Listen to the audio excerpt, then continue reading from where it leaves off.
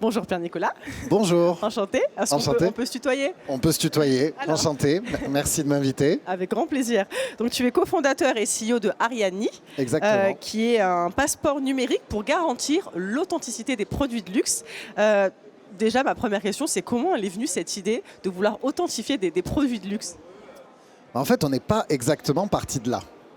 On s'intéresse à la technologie de la blockchain, de la cryptographie, de la décentralisation depuis plusieurs années.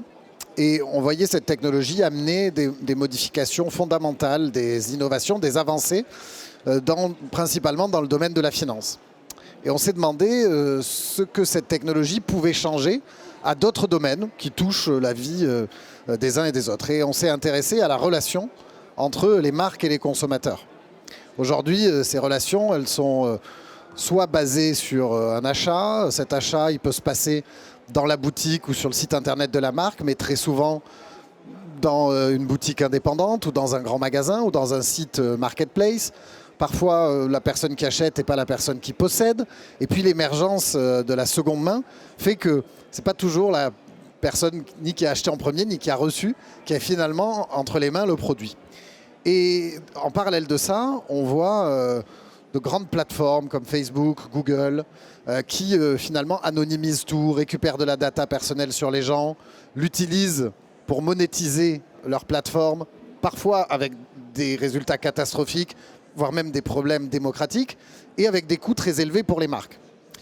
Et nous, on s'est dit, finalement, dans cette technologie de la blockchain, avec ces NFT dont on va parler, il y a une possibilité de créer un lien direct à un moment donné entre une marque et quelqu'un qui possède un objet de valeur numérique qui peut représenter un objet.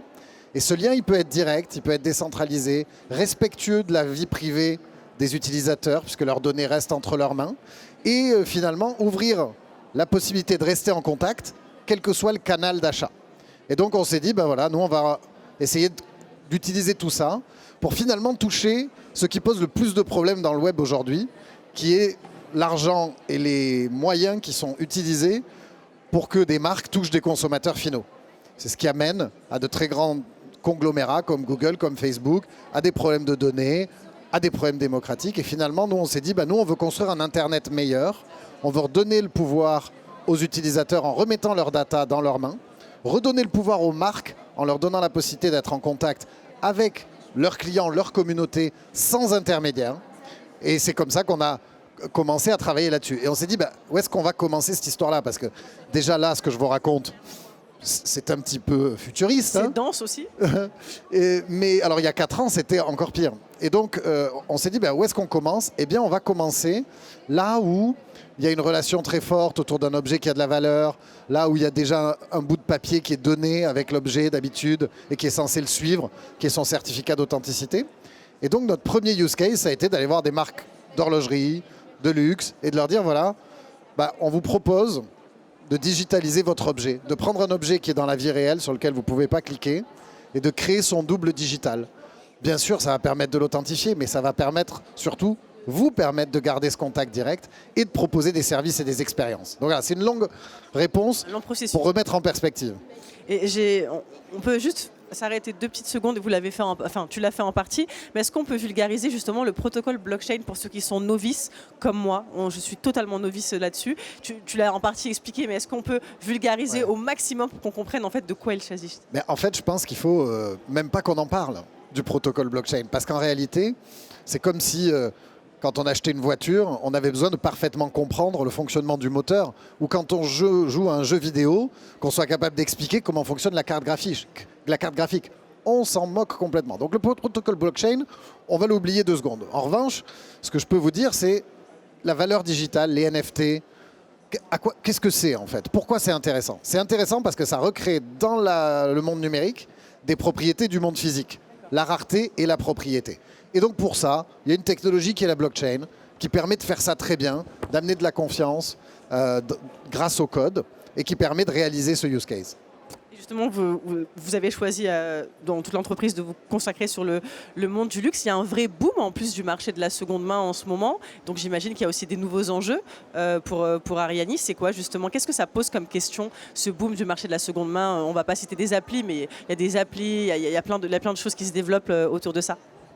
Il y a plusieurs... alors évidemment, nous on existe parce qu'on a vu ce boom-là. Donc on a envie de contribuer à y répondre, à fluidifier. Il y a plusieurs problématiques. Il y a des problématiques de simplicité, il y a des problématiques de confiance et des problématiques de modèle économique.